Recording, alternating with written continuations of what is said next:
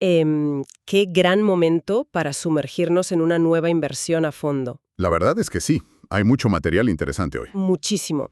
Para la sesión de hoy tenemos sobre la mesa una pila de documentos que, bueno, a simple vista podrían parecer simplemente una serie de planes de lecciones. Sí, planes de lecciones y recursos de tareas de matemáticas para estudiantes de séptimo grado. Exacto. Pero hay un giro enorme en todo esto. Estos materiales están basados en el diseño universal para el aprendizaje. Conocido por sus siglas como DUA. Eso es, el DUA. Y el objetivo de este análisis detallado no es simplemente recordar cómo se hacen las multiplicaciones básicas. Ni cómo despejar una variable en una ecuación, claro. Para nada. La verdadera misión hoy es descubrir cómo la educación moderna está utilizando las matemáticas como un vehículo, como una herramienta increíblemente sofisticada para enseñar responsabilidad ciudadana. Sostenibilidad también. Sí, pensamiento crítico puro. Para quienes nos escuchan, que seguramente ya conocen los retos de la gestión corporativa o la resolución de problemas complejos, este enfoque sobre cómo estructurar la información es vital. Es una forma de adaptarse a diferentes mentes y resolver obstáculos del mundo real. Francamente, es una auténtica clase magistral de comunicación y gestión. Y yo a nivel personal estoy asombrada con lo que he leído. Es un punto de partida excelente. El diseño universal para el aprendizaje representa un cambio de paradigma fundamental en la transmisión del conocimiento. Totalmente. Es algo que resuena mucho más allá de las paredes de un colegio. Tradicionalmente, tanto la educación formal como la comunicación corporativa han operado bajo el supuesto de que existe un oyente promedio. O un estudiante estándar. Exactamente. Y que todos los cerebros procesan la información escrita o numérica, pues exactamente de la misma manera. Lo cual sabemos que no es cierto. Para nada. El material que estamos analizando hoy destruye esa premisa por completo. No asume en ningún momento que todos aprenden igual. Es que ofrece unas opciones que... En su lugar, el DUA ofrece desde el primer minuto variaciones visuales, auditivas y manipulativas. Lo que estamos viendo es, en esencia, la democratización del aprendizaje matemático. Vale, vamos a desglosar esto porque la lección 1 de este material es una obra de arte en cuanto a la activación del contexto. Así es. Todo comienza con un problema escolar real y tangible. Diseñar un mural con mensajes de respeto y trabajo en equipo. Un proyecto muy práctico. El docente no llega a la pizarra a escribir ecuaciones abstractas en el vacío. En lugar de eso, plantea que el colegio necesita este mural y que los estudiantes son, a todos los efectos, el comité de planificación. Los hace partícipes del problema. Exacto. Y aquí es donde entran los detalles matemáticos exactos que proporciona el material. Nos dice que cada tira de papel para el mural mide 10 centímetros. Vale. 10 centímetros por tira. Sí, y el mural tiene 4 secciones iguales. Pero para una sola de esas secciones se necesitan cantidades muy específicas. ¿Cuáles son esas cantidades? Pues 2 por 10 elevado a 1 tiras verdes. Que serían 20 tiras verdes. Eso es. 3 por 10 elevado a 2 tiras azules. O sea, 300 tiras azules. Y 4 por 10 elevado a 3 tiras rojas. Madre mía. 4.000 tiras rojas. Es un mural enorme. Menudo trabajo, ¿verdad? Es fascinante cómo esto introduce el concepto de las potencias de base 10 de una forma completamente integrada en la vida real. Lo fascinante aquí es el apunte histórico que los propios diseñadores del plan de estudios han incluido directamente en las fuentes. Ah, sí, esa parte es buenísima. No se limitan a enseñar la mecánica fría de los exponentes. El material sugiere, pues, hacer una pausa en el aula para mencionar que la notación de potencias se inventó, históricamente, para escribir números extraordinariamente grandes de forma sencilla. Espera, como una especie de compresión de datos antigua. Exactamente. Porque solemos pensar en las potencias y los exponentes como una tortura abstracta que, nos hacían memorizar para aprobar un examen sin más. Sí, pero es una tecnología de compresión de datos. Hay que imaginar a los primeros astrónomos intentando calcular la distancia entre los planetas. O a los primeros economistas, claro. Eso es, manejando las finanzas de un imperio y teniendo que escribir interminables filas de ceros a mano en pergaminos. La invención de la potencia de base 10 permitió simplificar esos cálculos. Es brillante si uno lo piensa así. Y es la misma lógica que hoy en día sostiene la ciencia moderna y toda la arquitectura de la tecnología de la información. Al dar este contexto histórico, el material eleva la potencia de base 10. Pasa de ser un simple requisito académico aburrido a presentarse como una verdadera herramienta de poder intelectual que ha moldeado la civilización. ¡Qué cambio de perspectiva! Yo estoy fascinada. Y cuando avanzan en el material, el nivel de complejidad logística sube bastante. Por supuesto, tienen que calcular el total para las 4 secciones del mural. Claro, lo que significa tomar la expresión algebraica de una sola sección, esa que daba 4.320 tiras en total, y multiplicarla. Es aquí donde entra en juego la famosa jerarquía de operaciones. Ah, la regla de oro. El material es muy estricto y metódico al recordar esta regla fundamental en la lección 2. Y tiene que serlo. Es un algoritmo estricto que rige el lenguaje universal de las matemáticas. El orden que se repasa en el documento es inamovible. A ver si me acuerdo. Primero, los paréntesis para agrupar la información. ¿Vale? Segundo, las potencias. Y luego tercero, las multiplicaciones y divisiones. Eso es. Y cuarto, las sumas y restas, claro, que es exactamente donde la mayoría de nosotros metíamos la pata en los exámenes, sumando antes de multiplicar y arruinando todo el cálculo. Justamente. Y lo brillante del enfoque en este documento es que los estudiantes no solo aplican esta jerarquía de operaciones en silencio, se les pide que comparen sus expresiones matemáticas con las de sus compañeros y defiendan en voz alta por qué el orden importa. Tienen que argumentar su proceso. Tienen que argumentar. Si cambias el orden de las operaciones, el resultado del mural cambia por completo. Ya no estás calculando un simple número en un papel, Estarías llevando al colegio a comprar un número equivocado de tiras de papel. arruinando el diseño y desperdiciando dinero, ¿sí? Y esa idea de evitar el desperdicio nos lleva a un obstáculo logístico fascinante. ¿Cómo nos aseguramos de que esto funcione en la práctica, en una clase llena de preadolescentes? Bueno, si conectamos esto con el panorama general, el objetivo final de esta lección 3 no es simplemente que el estudiante llegue al número correcto al final de la página. No, es mucho más que eso. El objetivo declarado en el documento es evitar el desperdicio de papel y proteger el presupuesto escolar. Se resalta una dimensión ética en el cálculo preciso. Es que aprender a cuidar los recursos es vital. Además, para resolver esto, los estudiantes se dividen en grupos asumiendo roles muy profesionales. Hay un coordinador, ¿Un relator? un verificador de cálculos, que es crucial, Es como un auditor interno. y un vocero. Es como organizar una pequeña empresa consultora dentro del aula. ¿Sí? Tal cual. Y juntos tienen la tarea de crear una guía de pasos colaborativa para que cualquiera pueda resolver el problema del mural. Es en esencia la redacción de un manual de procedimientos o un protocolo de actuación. En el mundo corporativo o en la ingeniería, saber documentar un proceso de forma clara para que otro departamento lo replique es una habilidad invaluable. Y aquí se está enseñando a los 12 años. Es la creación de procesos puros y duros.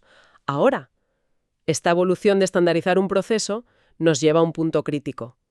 ¿Cómo se evalúa a diferentes mentes? Ahí es donde brilla el recurso DUA 4. Exacto. El material aborda esto dividiendo los problemas en 3 niveles cognitivos muy definidos: reproducción, conexión y reflexión. 3 niveles muy bien pensados. Empecemos para el nivel 1, la reproducción, que se centra en un problema práctico: construir casas para aves con material reciclado. Un clásico, pero con un giro numérico. El problema establece que se necesitan construir 10 casas en total.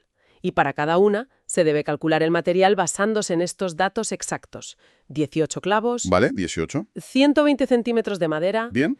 y 40 centímetros de pintura para los bordes por cada casa. Es decir, si son 10 casas, la reproducción básica exige entender que serán 180 clavos, 1.200 centímetros de madera y 400 de pintura. Correcto. Pero lo que realmente llama la atención son las variaciones sugeridas por el DUA.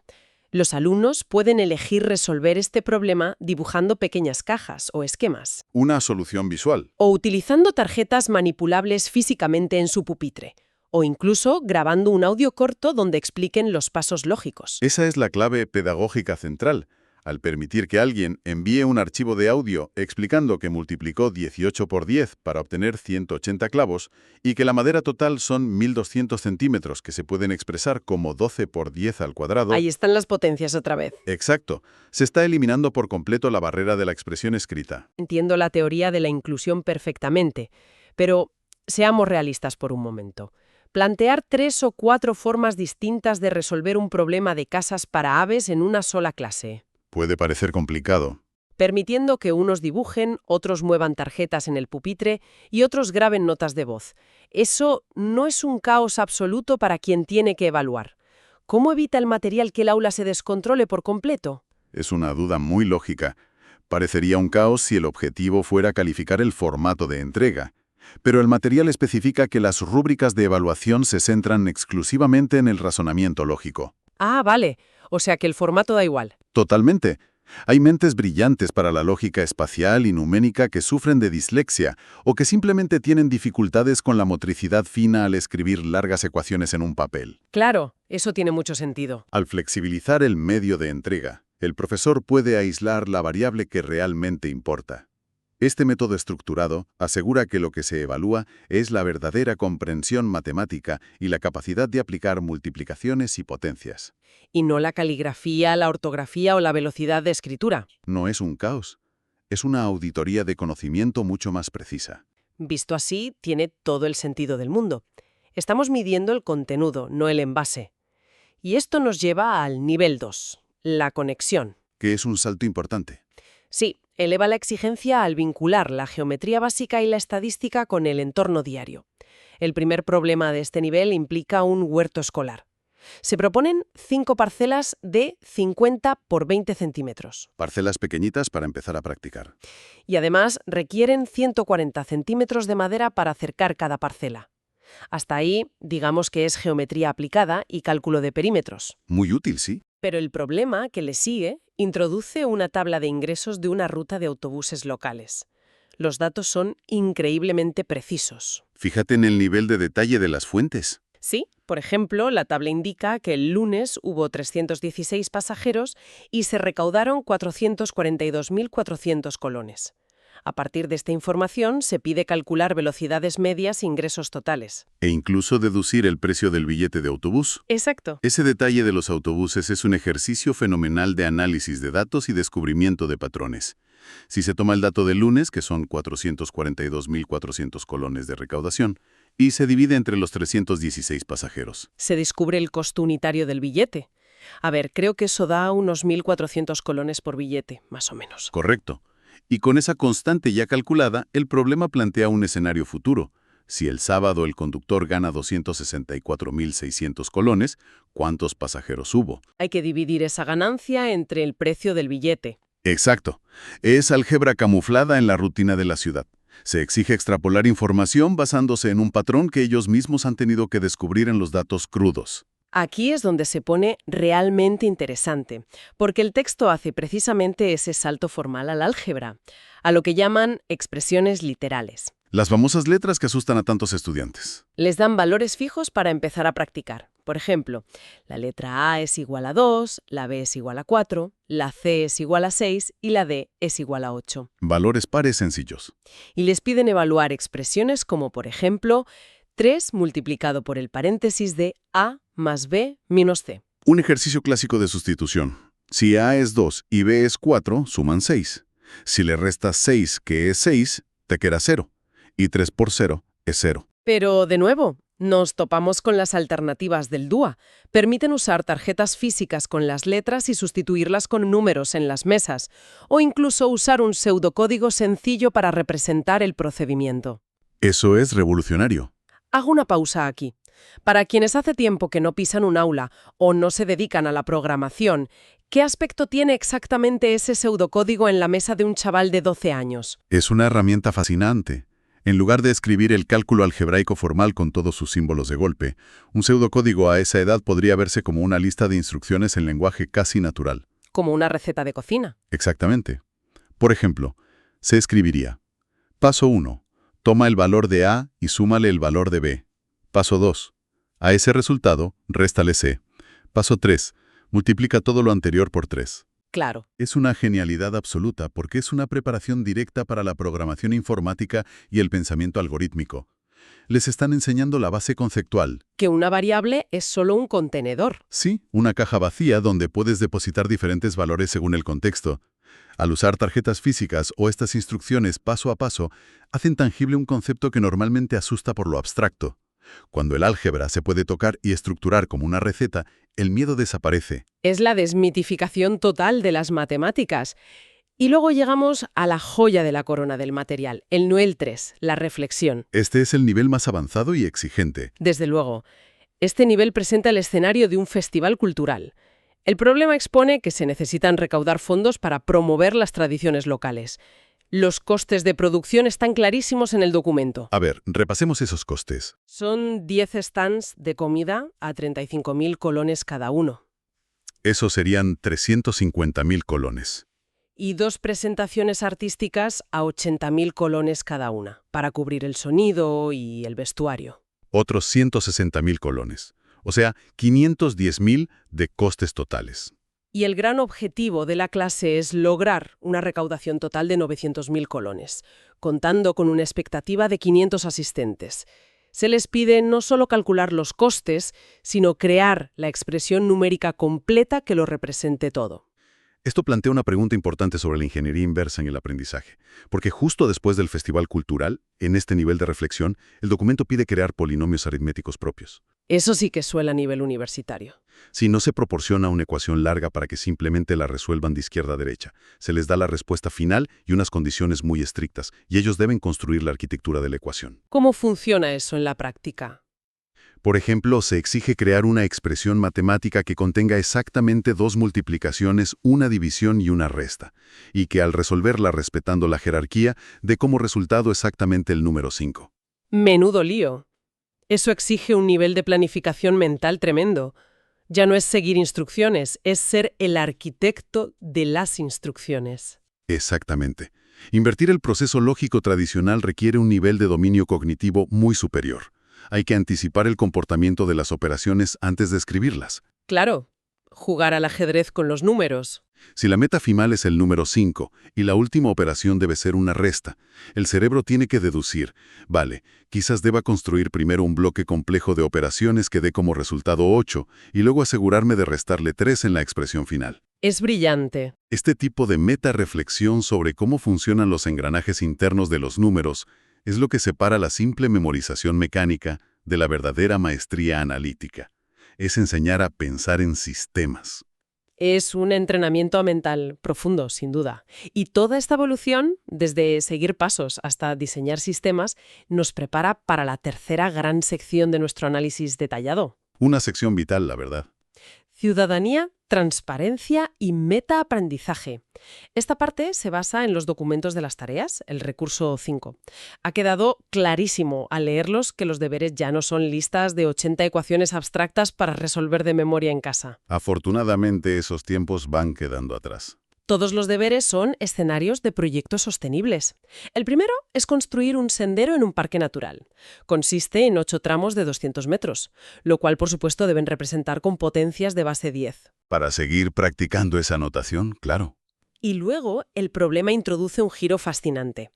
La junta directiva decide agregar 50 metros extra puramente por razones de seguridad.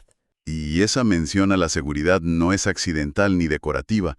Está introduciendo de manera muy sutil el concepto de contingencia y gestión de riesgos en la planificación de proyectos. Claro, imprevistos. En cualquier obra de ingeniería o presupuesto corporativo siempre hay un margen de error calculado. El siguiente escenario en la tarea es una granja escolar, que sigue esta misma línea de planificación de recursos a largo plazo. Sí, la granja escolar exige calcular el espacio físico para 4 áreas de hortalizas de 300 metros cuadrados cada una, Que son 1.200 metros cuadrados en total. y 2 áreas de árboles frutales de 200 metros cuadrados. Además, el material especifica que se necesitan 100 metros de cerca de alambre para cada área de frutales. Todo esto debe consolidarse en esquemas visuales o tablas de datos, obligando a estructurar la información espacial y cuantitativamente antes de gastar un solo céntimo. Es pura gestión de recursos. Pero donde la tarea culmina de una forma casi cinematográfica, con un peso emocional real, es en el escenario del torneo solidario. Ese problema es una obra maestra de la enseñanza cívica. Vamos a desglosar los números exactos de esto porque la lección que esconde es brillante. El texto detalla que hay 6 equipos participantes en el torneo. ¿Vale? Y cada uno paga 25.000 colones de inscripción. Hasta ahí tenemos los ingresos calculados. Que serían, 6 por 25, 150.000 colones. Correcto. Pero luego vienen los gastos operativos ineludibles. 80.000 colones de alquiler del espacio deportivo. Bien. Y 50.000 colones en medallas y premios. Entonces, Sumando gastos tenemos 130.000 colones. Eso es. Y aquí viene el golpe maestro del problema. La clase tiene una meta de ahorro establecida de 100.000 colones, un dinero destinado íntegramente a apoyar a estudiantes del colegio en situación de vulnerabilidad económica. Un fin muy noble. Pero, si hacemos la resta básica, los ingresos de 150.000 menos los gastos de 130.000 dejan un beneficio de solo 20.000 colones. Están 80.000 colones por debajo de la meta solidaria. Y fíjate, bueno, hay que fijarse en la honestidad brutal del material. No oculta ese déficit. ¿No es el típico problema feliz? No es un problema de matemáticas donde todo cuadra mágicamente al final, al contrario. Utiliza ese déficit financiero como el núcleo duro de la lección cívica. El problema no termina cuando descubren que falta dinero. De hecho, ahí es donde empieza el trabajo de verdad para los alumnos. Te exige proponer una acción concreta y viable. Por ejemplo, buscar patrocinadores locales o vender refrescos durante los partidos, para cubrir esa diferencia de 80.000 colones y alcanzar la meta. Es enseñar a no rendirse ante un balance negativo. Pero lo más profundo, lo que realmente transforma este ejercicio, es el porqué de todo esto. El material requiere explícitamente que se reflexione por escrito. O grabando un formato de mini podcast, curiosamente. Sí, sobre de qué manera el uso correcto y riguroso de las matemáticas ayuda a que un evento sea más justo y transparente. Es una revelación. Aprender las potencias de 10 o memorizar la jerarquía de las operaciones se convierte literalmente en un ejercicio de empatía y ética comunitaria. Sin duda. Si calculas mal el alquiler o si no eres totalmente transparente con la tabla de ingresos y gastos del torneo, el dinero prometido para los estudiantes vulnerables simplemente desaparece. Las matemáticas dejan de ser números en una pizarra para presentarse como el lenguaje incorruptible de la verdad. De la verdad y de la rendición de cuentas, sí. Y esa es exactamente la culminación del diseño universal para el aprendizaje en este contexto tan específico. Las matemáticas dejan de ser un fin en sí mismas, un simple obstáculo académico. Pasan a ser un medio. Una herramienta indispensable por la cual garantizamos la justicia social y la eficiencia de los recursos comunes. Cuando se entiende a esa edad que un error de cálculo en un paréntesis significa que no hay suficientes cercas para el huerto ecológico, O que una mala multiplicación significa que no se alcanza la meta solidaria para ayudar a un compañero. exacto.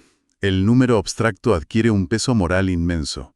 El rigor matemático se convierte en un deber cívico de primer orden. Entonces, ¿qué significa todo esto? Si nos alejamos un poco y observamos todo el conjunto de lecciones, desde la compra de tiras de papel para el mural hasta el déficit del torneo solidario, el gran hallazgo es evidente. Absolutamente evidente. Los recursos educativos de vanguardia están utilizando las matemáticas para enseñar habilidades directivas y de gestión de altísimo nivel. Están enseñando a organizar la información compleja cuando hay variables imprevistas, A justificar decisiones impopulares con datos sólidos. a crear guías de procedimientos estandarizados que cualquiera pueda seguir y a cuidar de forma ética los recursos materiales y financieros de una comunidad. Es un modelo mental extraordinariamente útil.